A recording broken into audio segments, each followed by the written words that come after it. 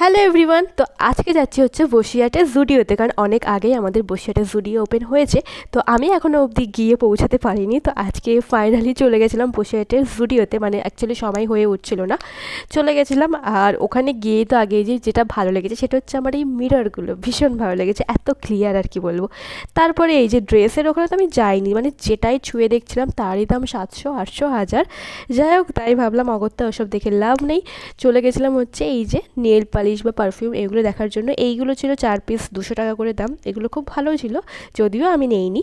তারপর চলে এসেছিলাম ওপরে একটু মেন্স কালেকশন দেখার জন্য, ওখানেও প্রচুর দাম, বাট কোয়ালিটি কিন্তু ভীষণ ভালো। আমরা জাস্ট একটু গেছিলাম টুকিটাকি কিছু কেনার জন্য, এখন কেনাকাটা সেরকম করব না। তারপরে চলে এসেছি নিচে, যেটার জন্য আমি মেনলি গেছি সেটা হচ্ছে এই যে আমার স্লিপার্স কেনার জন্য। আর এখানে জুতোর কালেকশন আমার ভীষণ ভালো লেগেছে, মানে 200, 300, 400, 500 টাকার মধ্যে ভীষণ ভালো ভালো জুতো। আর যেটা এই সানফ্লাওয়ার টাইপের এই জুতোটা আমার ভীষণ ভালো লেগেছে। আর এই যে জুতোটা দেখতে পাচ্ছ পায়ে পরা, এটার দাম ছিল হচ্ছে 500 টাকা, ভীষণ কমফোর্টেবল জুতো। আমি পরে কিনবো এই জুতোগুলো।